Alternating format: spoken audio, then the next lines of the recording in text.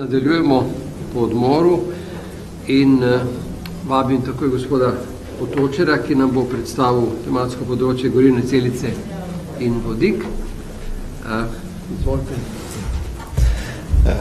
Pozdravljeni, najlepša hvala še enkrat, spet kolegico upravičil, ki je bila zaprošena, da predstavi to področje gorivnih celic in vodik ni kot delovni program noter, kjer umeščen, kje se najde, kako je umeščen noter, pa en tak kratek pregled bi sam naredil, da dobite vne ključne informacije. Tisti, ki se s tem področjem ne ukvarjate, verjetno občutno več veste, tisti, ki pa želite, bo pa okvir dosti prijazen, da boste vedeli, kje te informacije iskati naprej.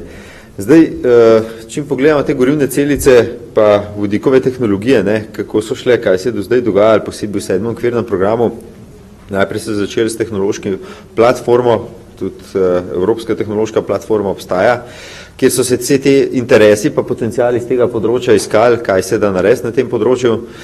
Po teh fazah, kakor zgleda, so šle je rato iz tega JTI in pa kasneje leta 2008 je rato ta Joint Technology Undertaking, ki je dobil formalno obliko in skozi katerega tudi Evropa skoraj 470 milijonov evrov vlaga denarja noter.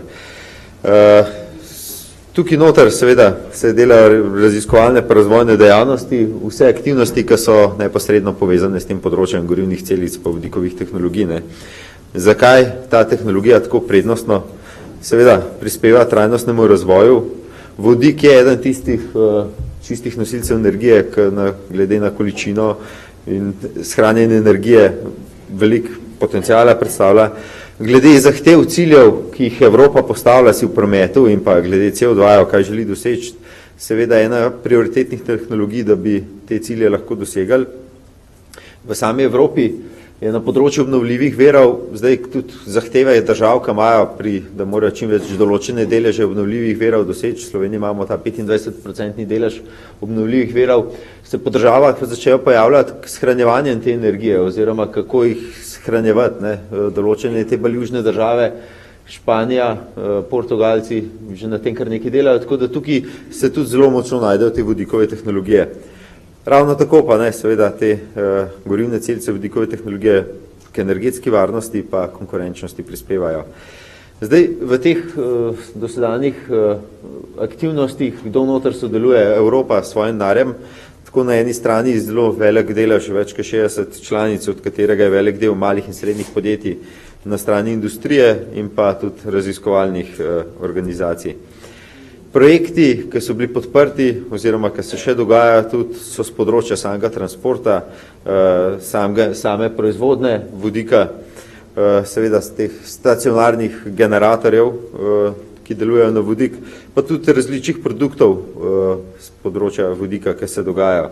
Teh projektov je bilo nekako podprtih 127, do zdaj podprtih, da se vozi 49 avtobusov, 13 polnilnih postaj, pa nameščenih je bilo več kot 1000 generatorjev teh za kogeneracijo na vodik, da lahko proizvajamo toploto in pa elektriko iz teh generatorjev. Zdaj, v 7. okvirni program, ki je potekel z tega področja, en razpis objavljen novembra, še traja danes odprt, rok za oddajo 27. februarja. Verjetno tisti, ki ste aktivni, veste o tem razpisu, se pripravljate, če se navežem na mojega predhodnika, verjetno je kratek cajt za prijavo, tisti, ki danes ste prvi slišali za ta razpis. Vsekakor razpisano so 4 področja, razpis pa objavljen tudi na tem participant portalu, kjer imate več informacij. Zdaj, kjera so ta 4 področja?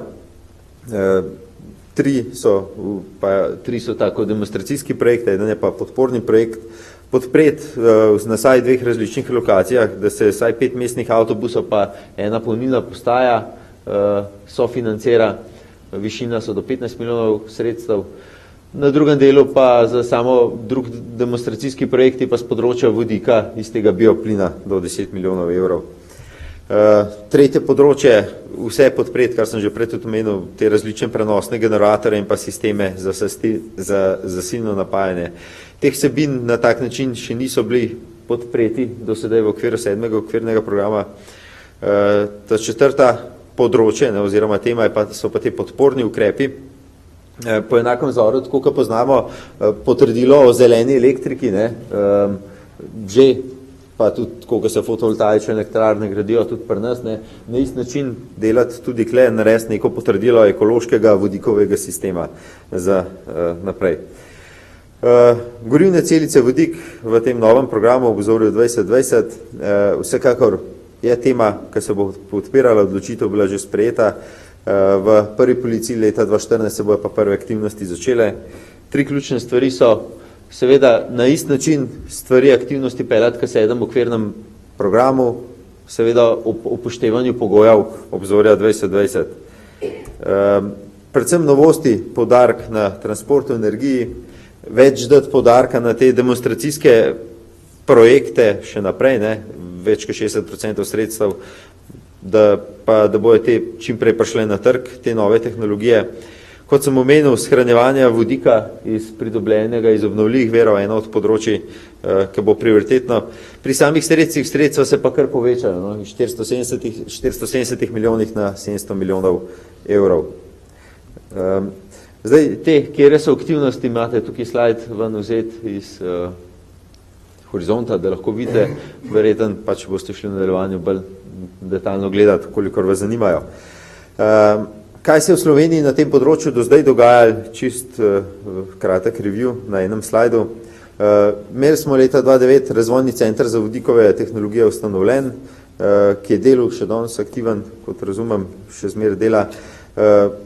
Preko sredstev strukturnih skladov je bil podprt center odličnosti za nizkoogljične tehnologije kot projekt, ki se je iztekel z decembrom lansko leto.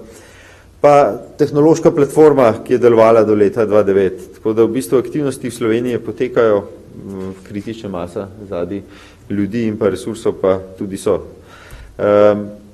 Pomembne povezave, linki, tukaj navedeni, pa posebej link na to evropsko platformo z tega področja. Tukaj bi se zahvalil, še enkrat dal kontakt od gospe, kolegice, ki je nacionalna kontaktna točka tudi za ta področje in pa najlepša hvala.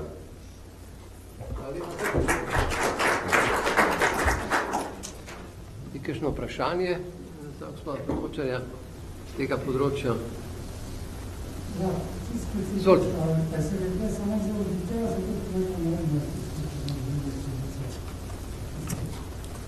Zdaj, čisto specifično, kako mislite, kakšno je smislu metanolne?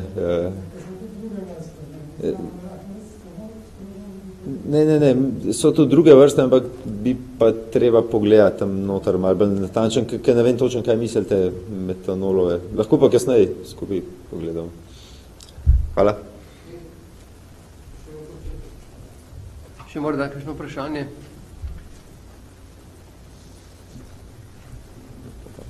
No, če ni, potem se gospod Potočarju zahvaljujem, da se je požrtvovalno odzval v težavi, ki je iz zdravstvenih razlogov nastala.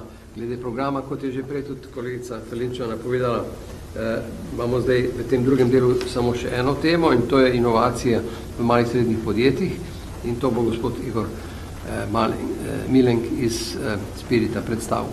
Izvolite.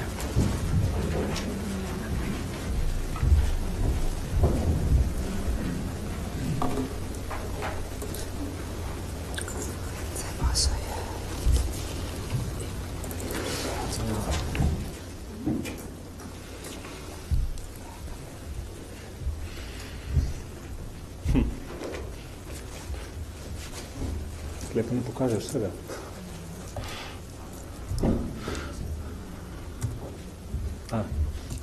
Ok. Hvala. Lepo pozdravljeni z moje strani.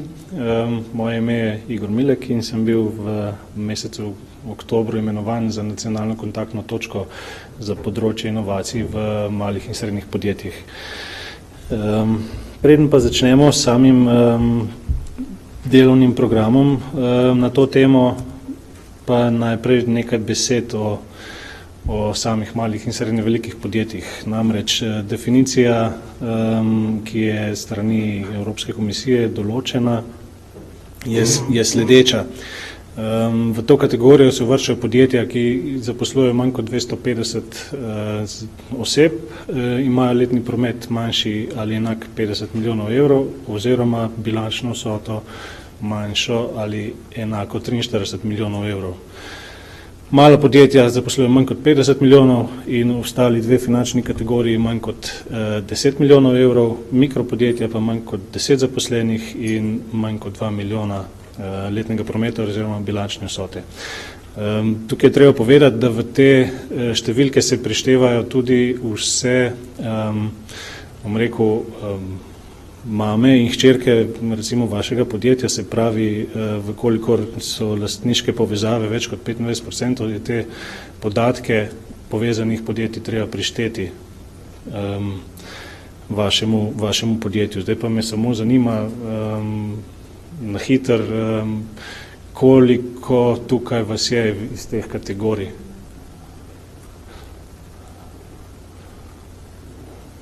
Hvala lepa. Ta informacija je tudi zanimiva, ne, da se v Sloveniji in v Evropi več kot 99% podjetij uvršča v to kategorijo malih in srednje velikih podjetij, kar pomeni, da tudi pomembno prispevajo k zaposlovanju. Nekdo je dal primerjavo, da če bi samo vsako malo in srednje podjetje dodatno zaposlilo eno osebo, ne bi imeli več brezposelnosti v Evropi in tudi enako velja tudi za Slovenijo. In Evropska komisija se tudi tega zaveda, zato je tudi v programu Horizont 2020 skušala doseči večjo udeleženost malih in srednje velikih podjetij. Za primerjavo, v okviru prejšnjega okvirnega programa, se pravi FP7, je bil cilj doseči 15% črpanje sredstev strani malih in srednje velikih podjetij in po trenutnih podatkih je doseženo 16,7%. Ta cilj je nekoliko višji v Horizontu 2020 in sicer 20% za MSP, kar pomeni več kot 8 milijard evrov in pol. Ta cilj naj bi bil dosežen na različne načine in sicer z oblikovanjem novih inštrumentov, ki so usmerjeni samo v mala in srednja podjetja. Z poenostavitvami vemo, da so prijave in poročanja in vse, kar je vezano na sodelovanje v teh programih, precej kompleksne zadeve. Zato so bile uvedene poenostavitve, kar je bilo že povedano v predhodnih predstavitvah, sicer na ravni same prijave, na ravni poročanja, na ravni različnih stopenj financiranja. To je vse bilo poenostavljeno tudi z namenom lažjega vključevanja malih in srednjih podjetij. Poleg tega je zelo pomembno povezovanje financiranja iz virov Horizonta 2020 z drugimi viri financiranja, kot je program konkurenčnosti malih in srednje velikih podjetij, ki nekje delno je naslednik programa CIP iz prejšnje finančne perspektive. V samem horizontu, Horizont 2020, v obzorih 2020, je predvideno sodelovanje malih in srednjih podjetij malih in srednjih velikih podjetij na več načinov, in sicer preko sodelovanja v klasičnih projektih, ki so vezani na predstavitve predhodnikov, se pravi v okviru različnih kategorij, stebrov, vodilna vloga industrije in družbeni izzivi. Potem je, kot rečeno, že oblikovan poseben inštrument za spodbujanje inovativnosti v MSP podjetjih, ki poteka v okviru drugega stebra, se pravi vodilna vloga industrije. In v okviru tega stebra je tudi predvideno poseben program za dostop do tveganih virov financiranja, o čemer naj bi bilo govora strani moje kolegice, ki pa sem zvedel, da te prezentacije danes ne bo.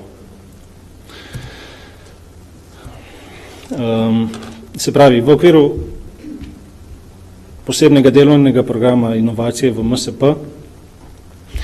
so predvideni razpisi za inovacijske dejavnosti v podjetjih, to je to, kar se nanaša direktno na prijave z vaše strani, se pravi z strani podjetij. Predvideni so pa tudi razpisi za razvoj in zagotavljanje podpornih storitev, ki naj bi služili nekako lažjemu dostopu do informacij in vodenju, mentorstvu podjetij, MSP pri razvoju in tako naprej. Ti razpisi so pa namenjeni drugim organizacijam, se pravi recimo inovacijskim agencijam, Evropski mreži, EN in podobnim. Jaz bom podrobneje predstavil seveda ta del, ki je namenjen spodbujanju inovacijskih dejavnosti v podjetjih. Sam inštrument se uvršča je namenjen nekje financiranju tega dela, ki je označen na samem inovacijskem ciklu. Se pravi, naj bi zapolnjeval, pomagal zapolnjevati tako imenovani funding gap.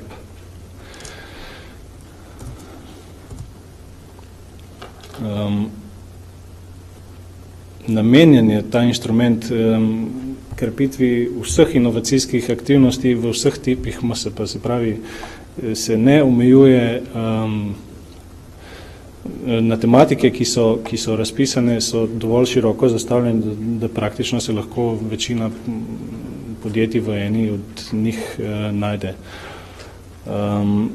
Zamišljeno je financiranje oziroma izvajanje tega inštrumenta preko 3 faz, ki so med seboj ločene, in prvi 2 vključujeta neposredno financiranje v obliki, se pravi, grantov, nepovratnih virov. Tretja faza pa je zamišljena v obliki zagotavljanja storitev tem, ki so uspešni s prijavami, v obliki mentorstva, coachinga, mreženja, informacij v zvezi z dostopom do drugih virov financiranja.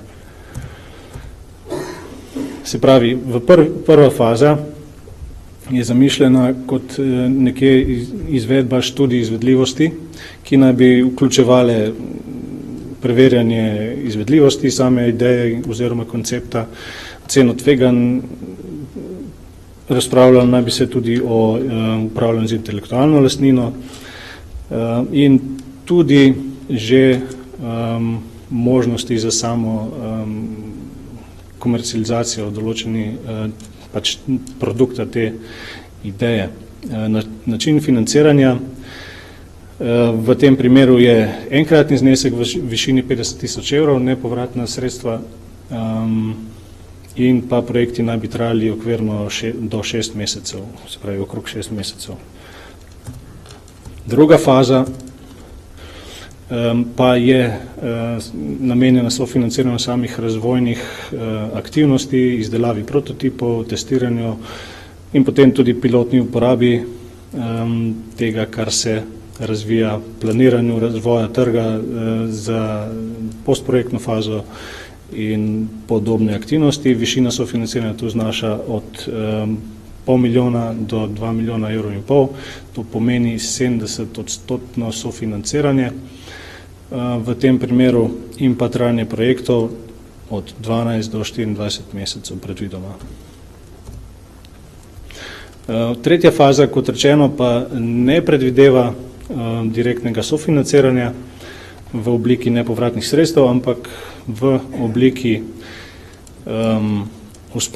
dodelitve samemu projektu nekega usposobljenega kadra, nekega mentorja, ki preko te mreže Enterprise Europe Network in sicer naj bi se vodila centralna evidenca teh usposobljenih kadrov, ki bi tudi morali doseči določene standarde, da se v to bazo uvrstijo.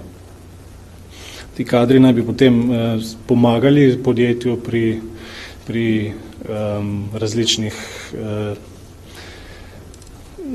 dejavnostih, ki jih pač morajo izvesti tekom razvoja in kasnejših faz poslovanja.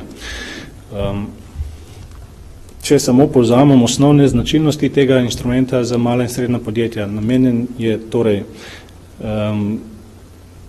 ambicioznim malim in srednjim podjetjem, ki želijo nekje se plasirati na mednarodne trge in imajo tudi vizijo rasti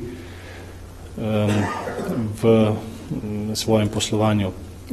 Namenjen je ta inštrument izključno malim in srednjim podjetjem, se pravi drugi prijavitelji tukaj ne morejo kandidirati.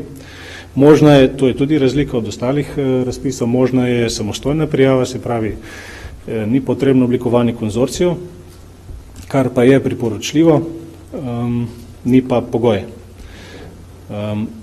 Zastavljena je zadeva zelo konkurenčno, se pravi bo huda konkurenca, pričakuje se nekje 10 do 15 tisoč prijav na razpis in to pomeni, da samo res najboljše ideje bojo prišle v financiranje in tudi iz faze 1 naprej v fazo 2. Čeprav možen je tudi vstop direktno v fazo 2. Ni pogoj, da se najprej prijavi na fazo 1. Vsi projekti nekje morajo biti tržno usmerjeni, kar pomeni, da se že tudi faza komercializacije opisuje v sami prijavi.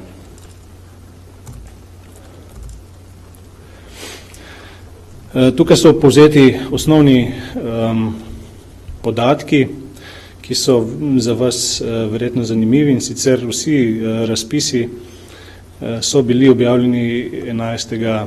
decembra preteklo leto, s tem, da bo možnost prijave za leto 2014 od 1. marca dalje, kar je razlika od ostalih, kjer se že v bistvu v marcu prijava mora oddajati. Navedeni so tudi roki za prijavo in ta faza 1 je, kot rečeno, za te študije izvedljivosti v višini 50 tisoč evrov, faza 2 je pa za raziskovalno razvojne aktivnosti. V samih razpisih pa so potem predvidene teme iz obeh stebrov, se pravi iz stebra vodilna vloga industrije in pa družbeni izzivi. Tukaj so samo res te osnovne informacije, katere teme so razpisane.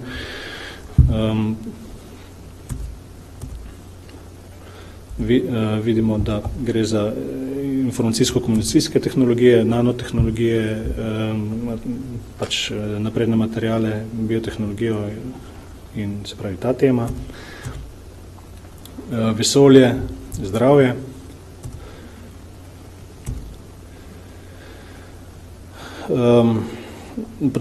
Od tu naprej pa so družbeni izzivi, se pravi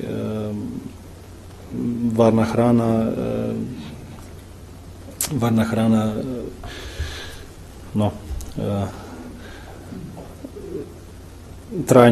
trajnostno kmetijstvo, gozdarstvo in podobne teme, energetski izzivi in pa se pravi zelene tehnologije in transport.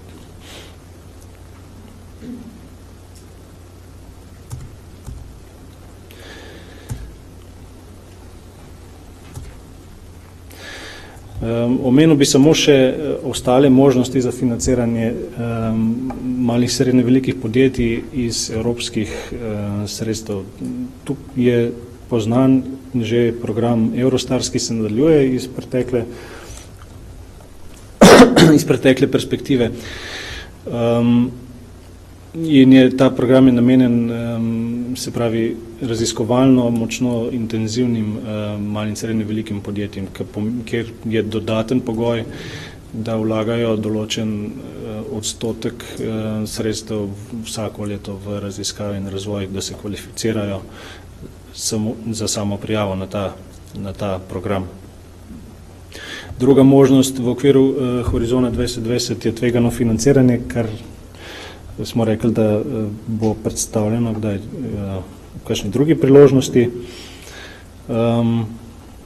Tudi program COSME je nov v tej finančni perspektivi in pa seveda strukturna sredstva, sredstva iz strukturnih skladov, ki pa je tudi predvideno začetek financiranja verjetno proti koncu tega leta ali pa celo v naslednjem letu. Tukaj so samo še povezave, ki ste verjetno že v teh 2 dneh pogosto videli, in pa še moj kontakt za morebitna dodatna vprašanja. Hvala lepa.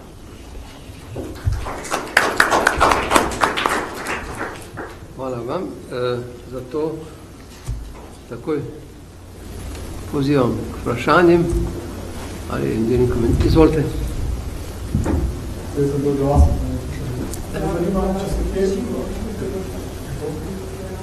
Ker snemajo za snemanje. Hvala. Borut Lenčarevič, MIC, DO. Vprašanje, če se tudi kje v te razpise mikropodjetje lahko kamorkoli vrče, ali pa je kje predviden kakšen prostor za njih? V bistvu v kategorijo malih, srednje, velikih podjetij se uvrščajo mikropodjetja, mala podjetja pa srednje velika podjetja. Vse te so tudi za mikro, vse, kar je bilo povedano, velja tudi za mikropodjetja. Vse mikropodjetje, bom rekel, od teh kategorije MSP je 90% je mikropodjetij. Tako da definitivno velja vse tudi za mikropodjetja. Državni,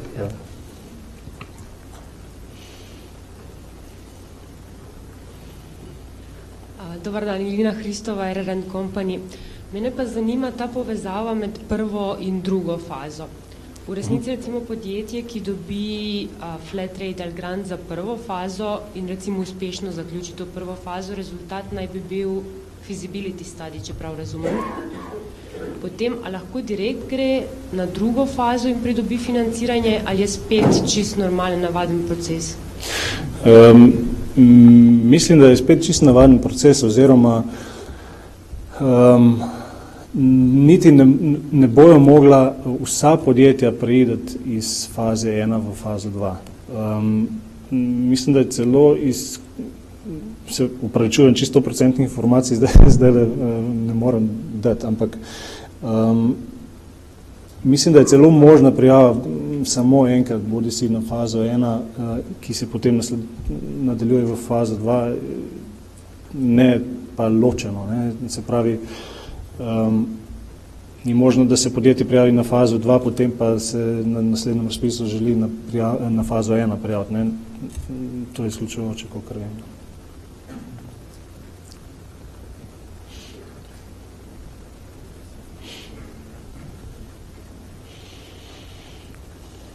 Dobar dan, Matjaž Žnidaršič, CVS inštitut. Moje vprašanje je pa povezano z mikropodjetjem, ki je v lasti velikega podjetja. Ali lahko mikropodjetje samo nastopa? Če v več kot 50% lasti se vsi podatki velikega podjetja prištejo k malemu, oziroma se upoštevajo podatke iz konsolidirane bilance, kar pomeni, da avtomatično je to mikropodjetje potem veliko podjetje. Hvala.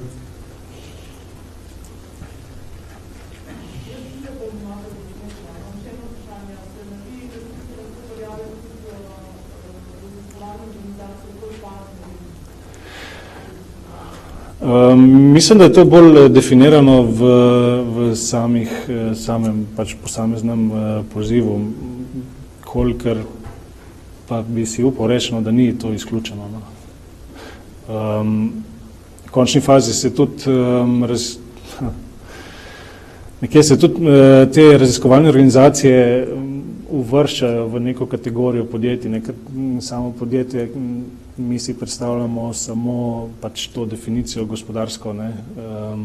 Dejansko je pa podjetje, ne glede na pravno obliko, se razvrsti v eno od teh kategorij, mala, srednja, velika podjetja. Če mi prosim lahko pošljete e-mail, bi ste to na to zadevo še informacije dodatne poiskal, no, pa vam pošljem.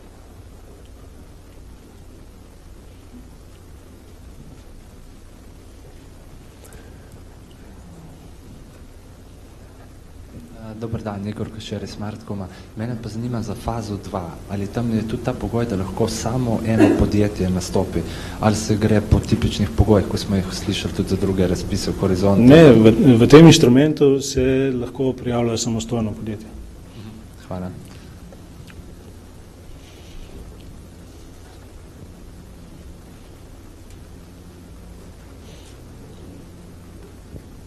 Dobar dan, Niko Natek iz Ksene. Zanima me, če ima mikropodjetje že razvit produkt, pač patent, pa ga je že v stopni komercializacije, a vse en lahko padejo v upoštev za sofinanciranje, ali ne?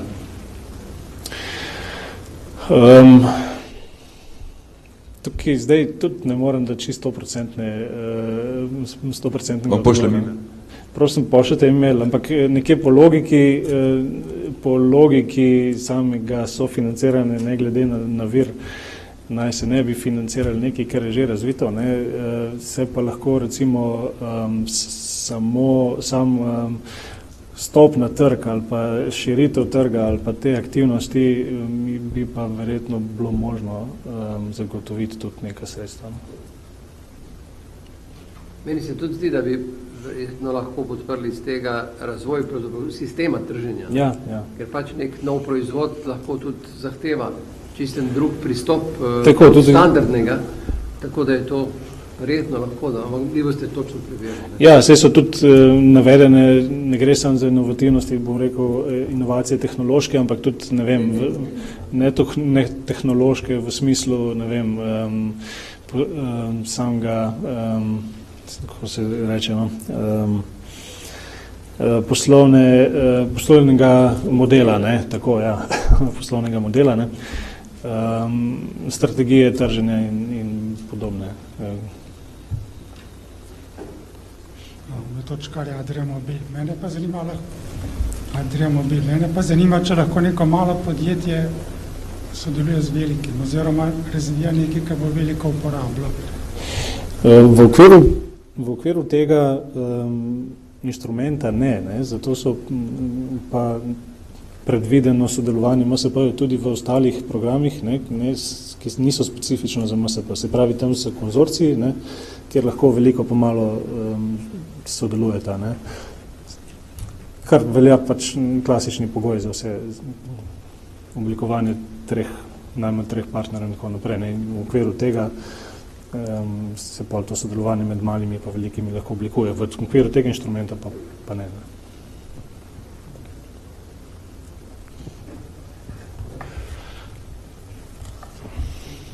Julija Škarabot. Glede na to, omenjali ste, da bo zelo velik naval, ker so pogoji tako ohlapni. Kaj po vašem mnenju bo tista dodana vrednost, ki bo prispevala k temu? Zakaj bo nekateri izbrani? Kaj se išče? Kakšen tip projekt? Veliko se podarja, res ta tržna usmerjenost, ker mogoče pri samem ostalih programih niti ni toliko v ospredju. Je tudi se omenja, ampak tukaj se pa to zelo podarja. Tako da, ne vem, neka ideja, ki dejansko se izkaže recimo v okviru faze 1, da ima velik tržni potencial in pač z ustreznim pristopom omogoča rast podjetju, bi rekel, da ima več možnosti.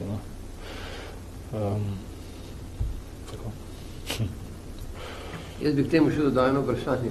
A so predvidene kakšne okvirne, res podčrtam okvirne nacionalne kvote, ker seveda gotovo, da v Nemčiji je verjetno par milijonov SME-jev, in če bi neko povprečje vzeti, čeprav tam imajo lažji dostop do kapitala, sicer se pravi, da motiviranost ne bo enaka, kot je naprimer pri nas, ampak vendar verjetno bodo morali vsaj do neke mere upoštevati tudi to, da ne bi pa vse pohrustali ta veliki.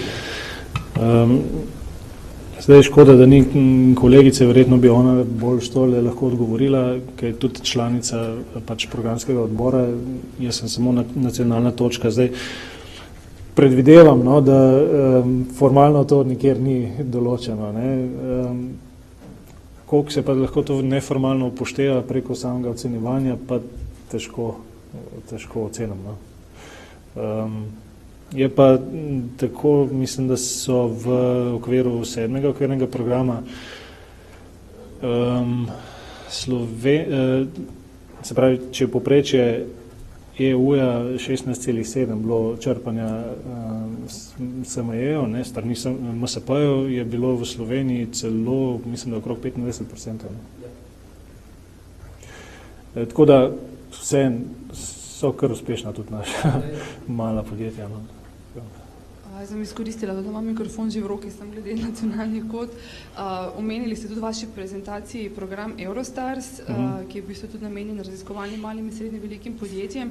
Tudi ta program smo nameravali predstaviti na informativnih dnevih danes, vendar so nam iz Ministrstva za gospodarstvo sporočili, da še v bistvu ni odločeno, ali bo ta program za Slovenijo sploh letos objavljen ali ne, kolikor bo tudi poseben informativni dan, ampak ravno ta program Eurostars ima to naravo nacionalnih kvot, da v bistvu vsaka država zagotovi sredstva, in potem tudi vsaka država financira svoja raziskovalna mala in srednja velika podjetja v tem programu.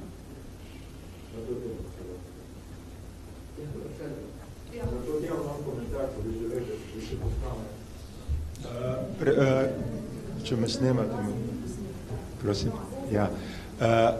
Glede na to, kar smo slišali, predlagam inicijativo, da vlada sprejme ta program, ker je izredno pomemben za mala podjetja, v okviru prioritet, ki jih ima, bi moglo biti na vrh, ne pa da jo sploh ne bo. Hvala.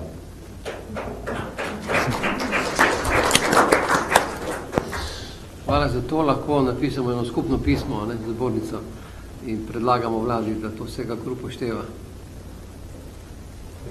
Še kakšno vprašanje?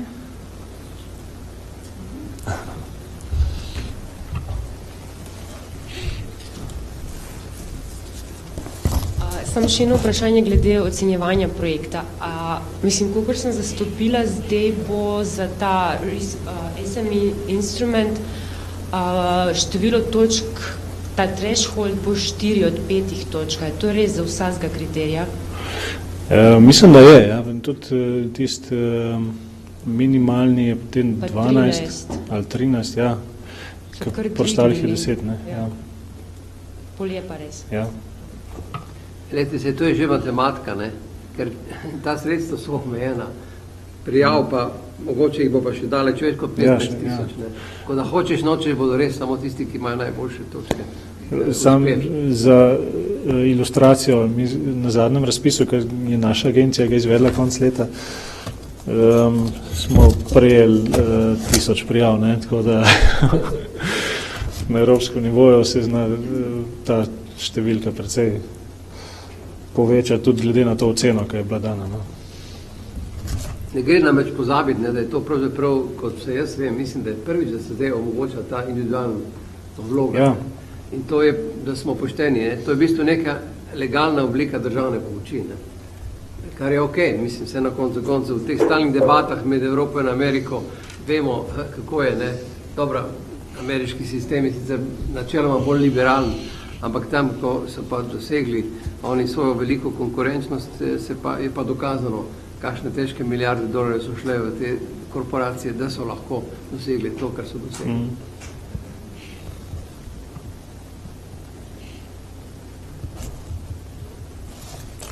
Hvala lepa. Torej, če ni, hvala lepa še enkrat za predstavitev in za odgovore.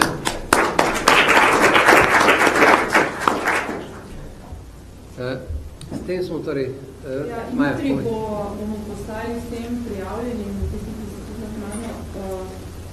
naknadno prijavili eno sporočilo. sporočilo z vsemi linki, kjer so prezentacije objavljene in tudi še enkrat zahvaljujemo portalu živo.si, da je snemal današnje predavanje in tudi poslali bomo link, kjer je tudi včerajšnje današnje v bistvu predavanje posneto, tako da boste lahko, kolikor vas zanima, še enkrat pogledali.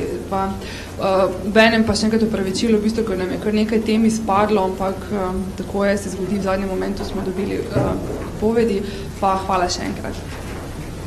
Ja, torej še enkrat hvala za sodelovanje in veliko uspeha pri pisanju prijav.